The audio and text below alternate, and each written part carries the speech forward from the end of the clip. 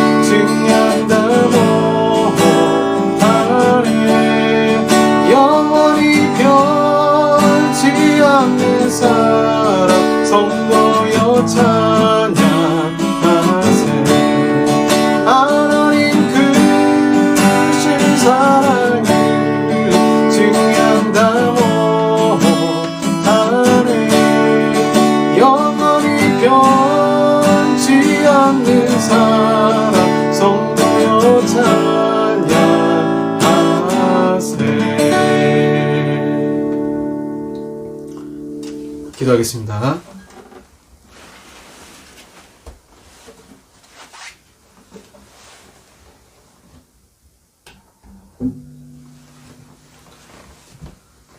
하늘의 아버지 하나님 감사합니다. 한 주 동안도 지켜주신 주님, 날마다 날마다 주님을 묵상하며 살아가야 되지만 예수님 더욱 사랑하고 성부 하나님의 그 뜻을 받들어 성령 하나님의 인도하심에 따라 육신의 정욕을 이기고 주님을 더욱 따라 살아야 되지만 저희들 그러지 못하고 우리 연약한 자유의지로 또 죄된 습성을 따라 살아갔습니다. 주님 이 시간 기도하오니 십자가의 보혈로 용서하여 주시옵소서. 우리의 죄를 씻겨 주시옵소서. 하나님 이 나라의 민족을 위해서 기도합니다. 전 세계가 오미크론 또 바이러스로 위협을 당하고 있고 우리가 예측할 수 없는 많은 바이러스들이 우리를 공격하고 있습니다. 이 말세의 지말의 시대에 여러 가지 기후변화라든가 위기 가운데 있지만 그럼에도 하나님의 은혜를 믿고 오직 하나님만 바라보니 이 지구를 주님께서 새롭게 하시고 또한 우리의 영혼도 새롭게 하시고 또한 대한민국을 새롭게 하셔서 이 땅에 소망이 되게 하시고 선교의 국가가 되게 하여 주시옵소서. 소망 없는 나그네처럼 우리가 이 어려운 시기에 살아가지 않도록 주여 도와주시고 그런 가운데 크리스마스 아기 예수님 탄생하신 그 소망을 하나님 우리의 믿음으로 받아들여서 분명 하나님이 소망을 주시고 은혜 줄 것을 믿사오니 우리가 희망을 가지고 인생을 살아갈 수 있도록 주여 도와주시고 혹시 좌절하거나 낭망하는 자들이 있습니까? 육신의 질병 가운데 고통하는 자들이 있습니까? 주님이 붙잡아 주시고 위로해 주셔서 하나님의 은혜로 새롭게 일어날 수 있는 힘을 주여 허락하여 주시옵소서. 2021년 어떻게 보면 답답한 한 해를 보냈지만 하나님 그럼에도 지금까지 온 것이 다 주님의 은혜였음을 고백합니다. 오늘도 감사하는 마음으로 아버지 앞에 고백하며 믿음으로 승리하는 귀한 예배가 되게 하여 주시옵소서. 예수님 이름으로 기도합니다. 아멘. 성경 말씀 요한계시록입니다. 요한계시록 2장 8절에서 11절까지 말씀입니다. 요한계시록 2장 8절에서 11절까지 말씀, 제가 가진 성경 신약 400쪽이 되겠습니다. 요한계시록 2장 8절에서 11절까지 말씀입니다. 제가 봉독하겠습니다. 서머나 교회의 사자에게 편지하라. 처음이며 마지막이요 죽었다가 살아나신 이가 이르시되 내가 내 환난과 궁핍을 알거니와 실상은 내가 부요한 자니라. 자칭 유대인이라 하는 자들의 비방도 알거니와 실상은 유대인이 아니요 사탄의 회당이라. 너는 장차 받을 고난을 두려워하지 말라. 볼지어다 마귀가 장차 너희 가운데에서 몇 사람을 오게 던져 시험을 받게 하리니 너희가 10일 동안 환난을 받으리라. 내가 죽도록 충성하라. 그리하면 내가 생명의 면류관을 내게 주리라. 귀 있는 자는 성령의 교회들에게 하시는 말씀을 들을지어다. 이기는 자는 둘째 사망의 해를 받지 아니하리라. 아멘. 오늘은 두 번째 서머나 교회 말씀 살펴보겠습니다. 새벽에 밤에 일하다 보면 새벽 1시 정도에 라디오를 켜고 이제 운전을 하게 됩니다. 그러면 이 찬송가나 복음성가가 나오는 채널이 세 가지가 있다는 것을 알게 됩니다. 먼저는 106.9 국동방송 채널이죠. 찬송가도 나오고 거부감이 없는 요즘 CCM 막 랩도 하고 여러 가지 장르를 시도하잖아요. 그런 CCM보다는 이제 좀 사람들이 잘 알고 있는 옛날 복음성가 또는 요즘 찬양 중에도 사람들이 인기가 있는 그런 찬양 위주로 방송을 틀어주는 것을 보게 됩니다. 또 CBS 93.9죠. 채널을 돌리다 보면 저는 주로 이제 아침에 9시에 강서구 씨가 하는 아름다운 당신에게 클래식 음악을 듣게 되는데 새벽 4시 이후에는 또 93.9에서 복음성가도 나오고 찬송가도 특히 찬송가 중에 성가곡이 많이 나올 때가 있어요. 그래서 참 듣기가 좋더라고요. 그래서 그 방송을 들을 때도 있고 또 최근에 안건 98.1 또 역시 CBS 방송이더라고요. 이 98.1은 밤 12시가 지나면 주로 최신 CCM 저도 처음 들어보는 곡들이 많았고요. 또 잘 알려지지 않는 그런 복음성가 가수들 나와서 또 찬양하는 것을 들을 수가 있습니다. 야간 일하다 보니까 기독교 방송 채널이 은근히 많다라는 것을 알게 됐습니다. 어느 날은 극동방송을 듣다가 이제 아나운서가 그 크신 하나님의 사랑, 우리가 오늘 부른 찬송가 304장 배경되는 사연을 알려주셨는데 참 은혜가 됐어요. 그리고 이제 다른 채널로 이제 옮기는데 역시 CBS 채널이었는데 똑같이 그 크신 하나님의 사랑 그 배경 사연을 듣게 되면서 2번 들었음에도 불구하고 더 큰 은혜가 되었던 기억이 있어서 잠깐 소개합니다. 이 304장 그 크신 하나님의 사랑, 이 찬양은 레만 목사님이 만들었습니다. 레만 목사님은 시골에서 목회를 하고 있었는데 그 당시 이제 시골에서 목회하시는 분들 대부분의 교회들이 목회자에게 사례비를 줄 수가 없는 그런 상황 가운데 있었습니다. 그래서 레만 목사님은 가족의 생계비를 벌기 위해서 목회 외에 알바를 했는데 바로 치즈 공장에서 이제 일을 했었죠. 1917년 어느 날 여전히 이제 알바하러 가고 있는데 어느 날 목사님의 부인 사모님이 좋은 시를 발견을 했어요. 그래서 남편의 점심 도시락에 통에 넣어둡니다. 레만 부인은 하다무트라는 시에 완전히 사로잡혀 있었고 출근하는 레만 목사님 그 도시락에 시를 베껴서 넣은 것이죠. 그래서 그 시를 읽다가 레만 목사님은 참 은혜를 받았어요. 그래서 일을 마치고 집으로 돌아와 찬송시를 쓰고 원곡을 이제 붙이게 됩니다. 원시는 이래요. 하늘의 양피지로 펼치고 세상의 모든 갈대와 나무까지 칼이 펜이며 대양을 모두 잉크로 채우고 모든 사람들이 능숙한 서기관이라 할지라도 하나님의 크신 영광에 대한 기이한 이야기를 다 적을 수 없으리라. 지극히 높으신 그분의 옛적에 홀로 땅과 하늘을 만드셨도다. 찬송가 3절의 가사로 쓴 거죠. 레만 목사님은요, 교회를 떠나지 못했습니다. 그 이유가 그렇게 힘들게 공장에 일하면서도 시골 교회를 출석하는 몇몇 안 되는 성도들이 있었기 때문에 단 몇 사람만 있어도 사례비를 받지 못하고 평생 공장에서 알바를 한다고 해도 교회를 떠나지 않겠다는 겁니다. 저는 그 부분에 참 감동을 받았어요. 달리 박해가 아니라 이것도 박해가 아닌가. 분명 레만 목사님을 원하는 도시 교회도 있었고 사례비를 지급할 수 있는 교회도 있었지만 레만 목사님이 이를 거부하고 힘든 가시밭길을 선택한 겁니다. 본인이 선택한 가난의 길, 또 이를 응원하는 그 사모님 또한 대단하다는 생각이 들었습니다. 제가 그렇게 좋아하는 그 크신 하나님의 사랑, 제가 이 찬양을 얼마나 좋아하는지 군대에 있을 때 제 주특기가 박격포인데 실제로 군대에서 하는 일은 뭐 보일러 고치고 전기 관련된 일 고치고 심지어 TV가 안 되면 TV 안테나도 만져주고 했던 기억이 있습니다. 전방부대를 많이 돌아다녔어요. 그 전방부대를 돌아다니다 보면 제가 그런 일을 하면서도 교회에서는 군중병이었기 때문에 교회를 지키지 못할 때가 있었죠. 물론 이제 연대 군중병 형님이 있었고 그래서 기타 들고 여러 전방부대 돌아다니면서 교회가 없으면 뭐 그곳에서 제가 찬양하고 예배드리고 또 교회가 있으면 이제 그 교회 초청 받아서 같이 예배드리고 주로 저에게 특송을 많이 부탁을 했어요. 그래서 특송을 하게 되면 제가 많이 했던 곡이 이 찬송가 304장 그 크신 하나님의 사랑이었습니다.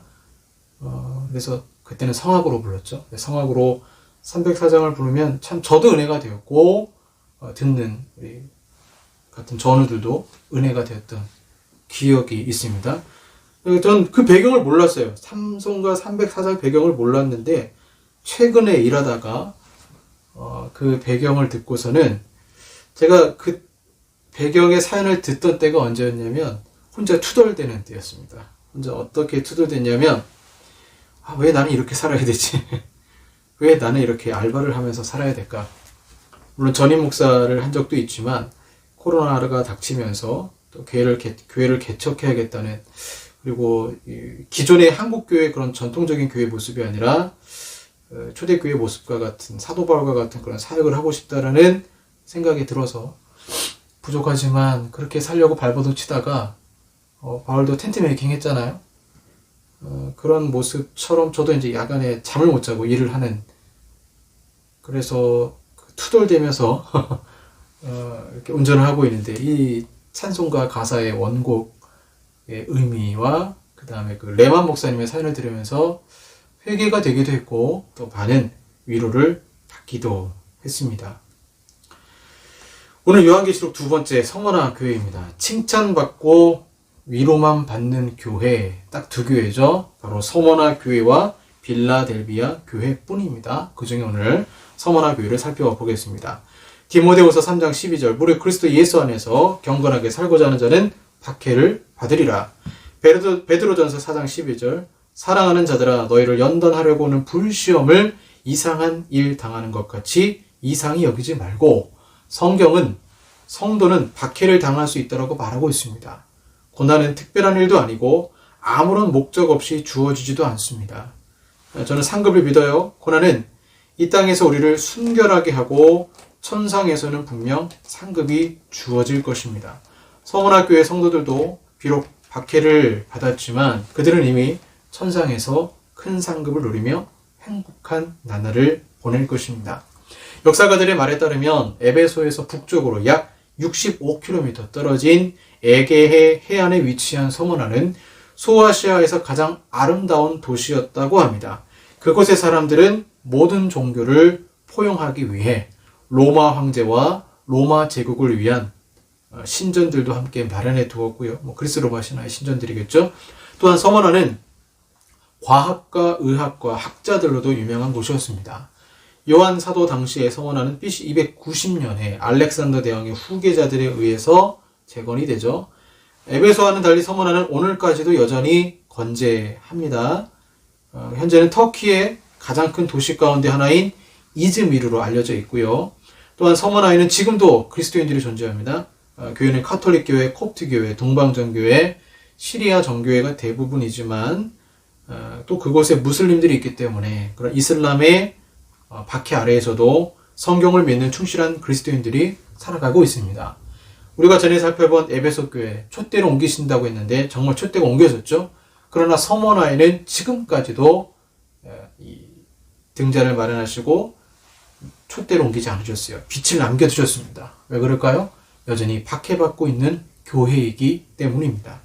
주님은 서머나 교회에게 처음이요 마지막이요 죽었다가 살아나신 이라고 자신을 소개해요.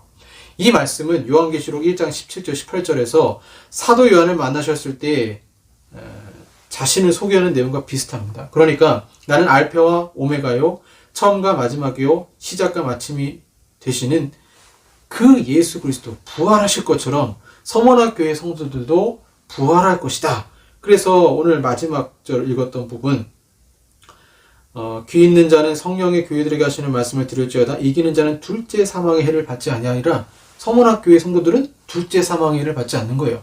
그 둘째 사망의 해가 영적 죽음이죠. 그래서 영원히 지옥에 갇히는 거잖아요. 서머나 교회는 모면을 한 거죠. 큰 축복을 받게 되었죠.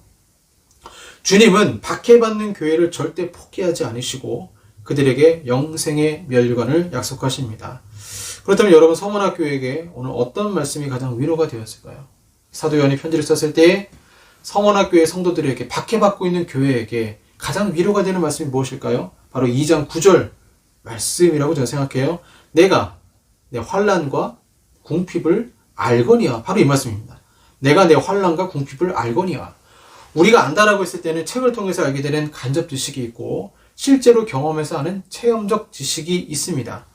그래서 저도 이제 배송 일을 하다 보니까 바뀐 점이 있어요. 이렇게 배송하는 그런 차들, 탑차들을 보면 길을 막을 때가 있는데 이제 기다리게 되더라고요. 마음속으로 얼마나 바쁠까, 시간 안에 모든 걸 배송해야 되니 얼마나 바쁠까. 직접 체험을 하다 보니까 그 사람의 심정을 알게 되는 거죠. 책을 통해서 아는 것과 직접 경험해서 아는 것은 다릅니다. 그런데 오늘 본문에서 예수님은 내가 내 환난과 궁핍을 알거니와 이렇게 말씀하세요.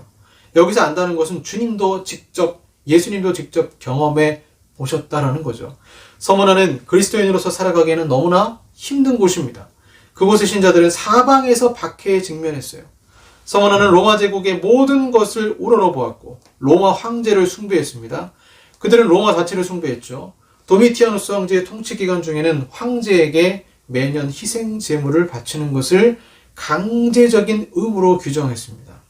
희생 제물을 바치는 것을 거부하는 행위는 반역죄에 해당이 됐죠. 그래서 가이사가 주님이다라고 고백을 해야만 했습니다. 그렇게 하지 않은 사람은 목숨을 내놔야 했죠.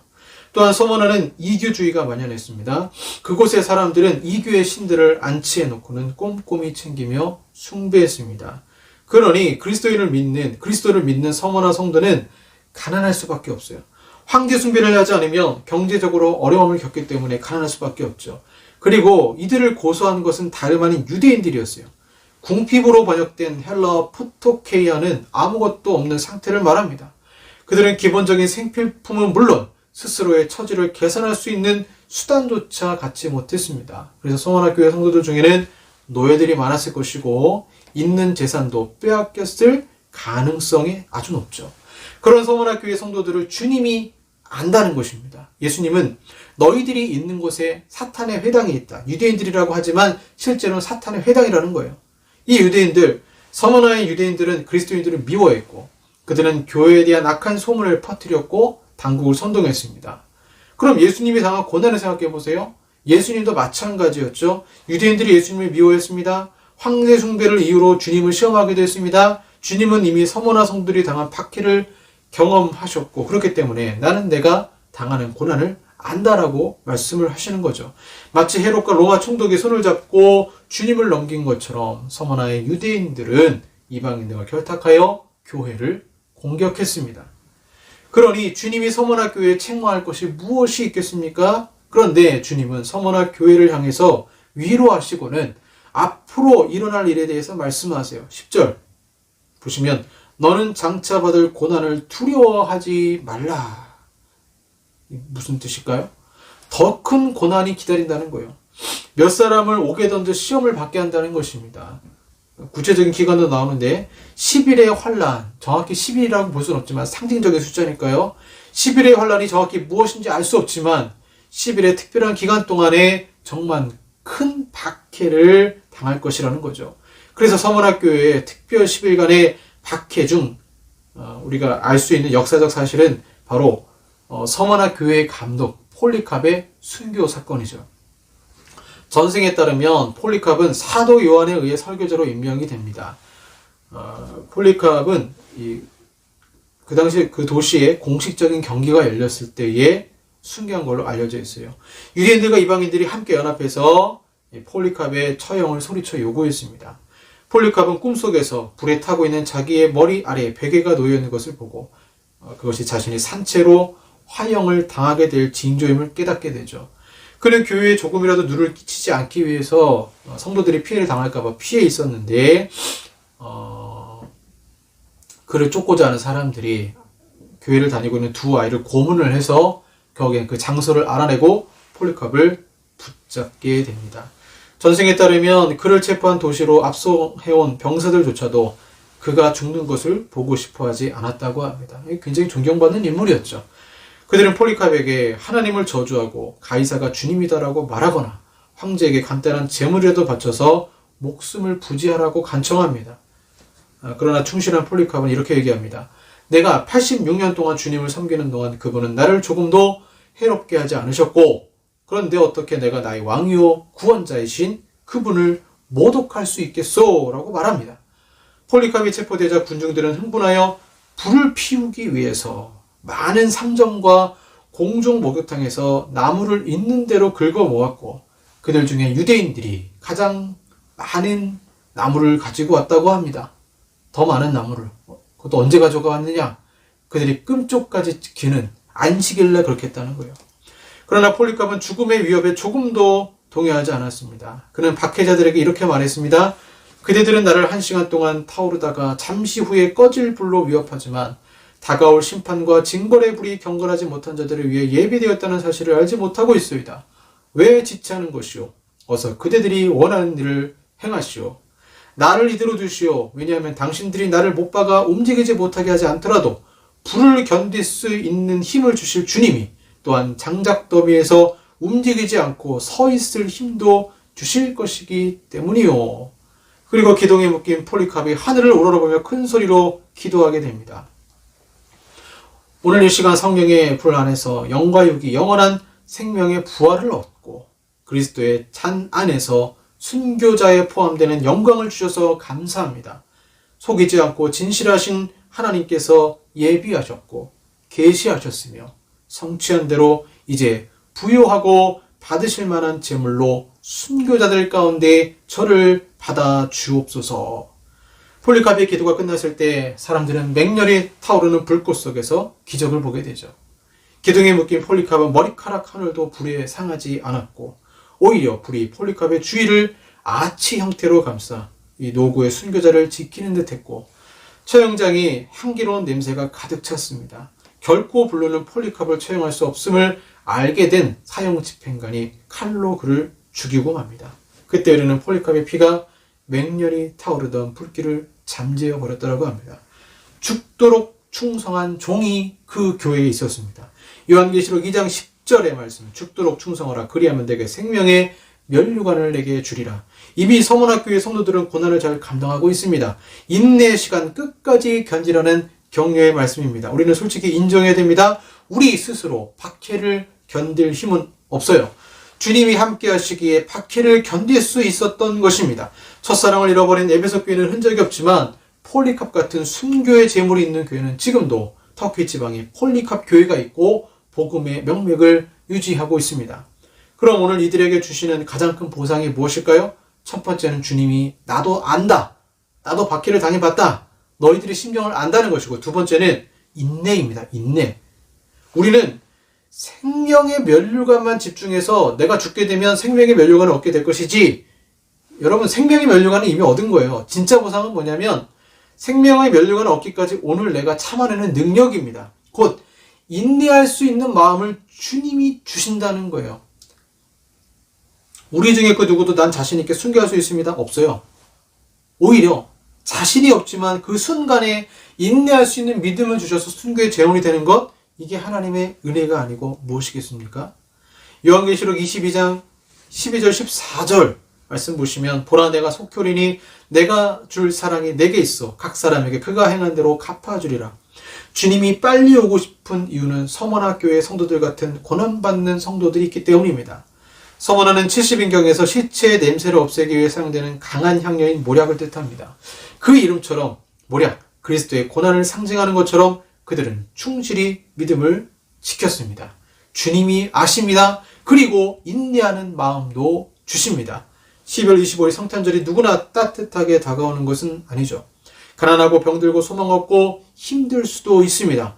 코로나로 더욱 힘든 이 시기에 어쩌면 박해받는 교회의 성도로서 또는 고난 가운데 있는 인생으로서 주님이 속히 오셔서 만나고 싶은 성도가 바로 우리가 될 수도 있다는 것입니다. 성탄은 그런 의미입니다. 간절하다면 성탄은 고난 중에 소망의 메시지로 내가 안다. 너에게 인내를 주겠다. 라는 그 소망의 메시지로 우리에게 다가올 것입니다. 기도하겠습니다.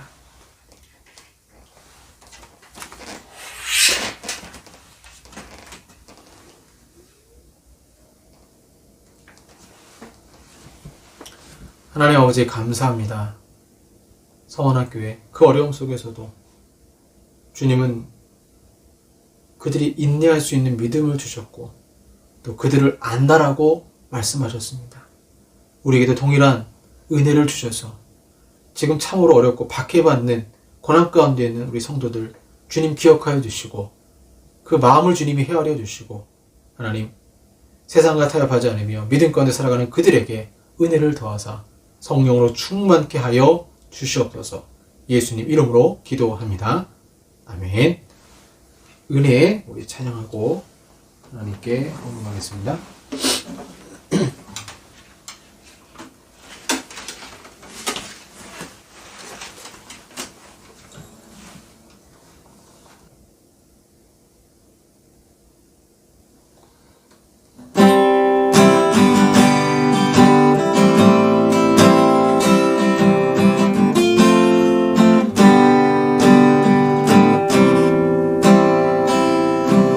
내가 누려왔던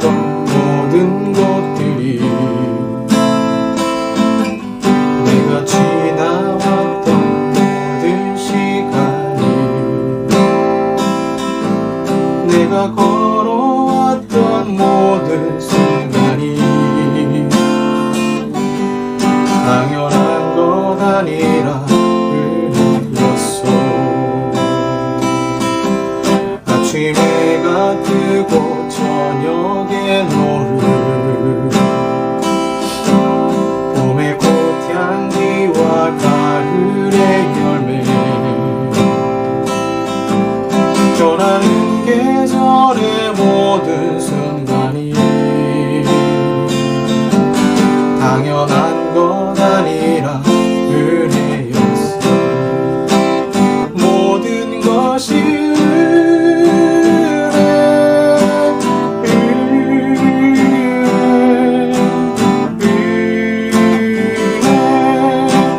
하나님 은혜, 내 삶에 당연한 것 하나도 없었던 것이 모든 것이 은혜였소.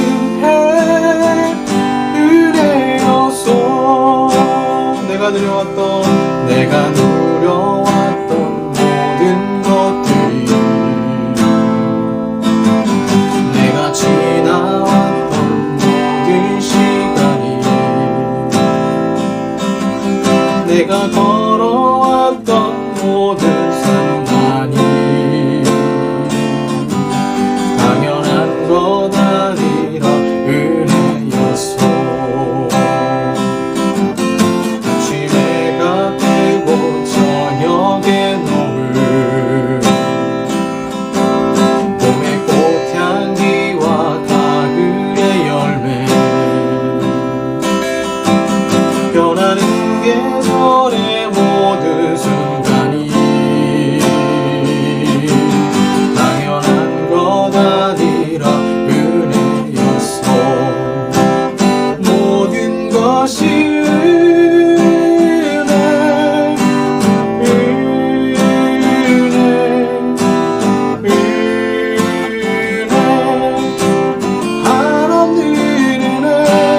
내 삶에 당연한 것 하나도 없었던 것이 모든 것이 은혜였소. 내가 이 땅에 태어나 사는 것, 어린아이 시절과 지금까지 숨을 쉬며 살며 꿈을 꾸는 삶, 당연한 것 아니라 은혜였소. 내가 하나님의 자녀로 살며 오늘 찬양하고 예배하는 삶, 복음을 전할 수 있는 축복이 당연한 것 아니라 은혜였소. 모든 것이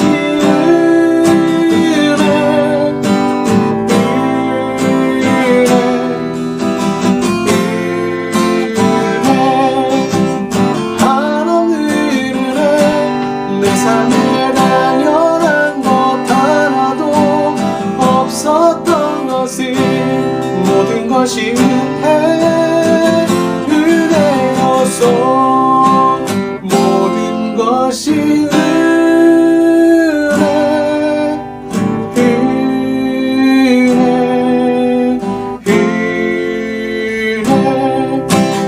하나님 은혜, 내 삶에 영원한 것 하나도 없었던 것이 모든 것이 은혜였소.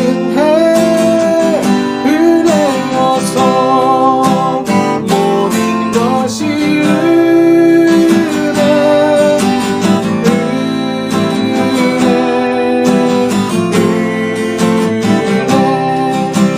하나님 은혜, 내 삶에 당연한 것 하나도 없었던 것이 모든 것이 은혜였소.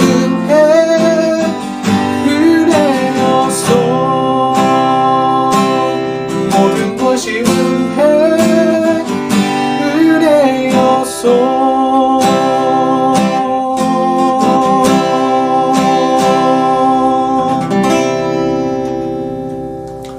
기도하겠습니다.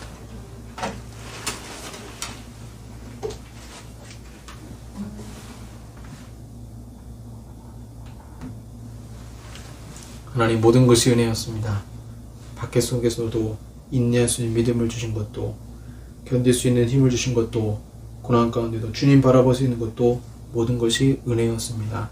이 시간 아버지 앞에 예물 드리며 서문학교 이름처럼 모략에 그 삶을 드리며 고통 가운데 그 기도 제목을 드리며 주님께 모든 것을 바치는 자들에게, 마음을 드린 자들에게 주님 축복하시고 그들을 지켜주시고 기도에 응답하시고, 코로나의 위협 속에서도 주님 건강 지켜주셔서 또 한 주간 말씀과 믿음 가운데 승리할 수 있도록 주여 도와주시옵소서.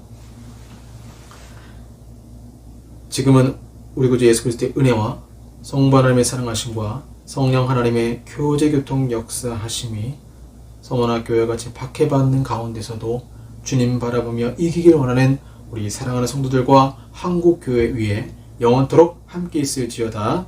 아멘.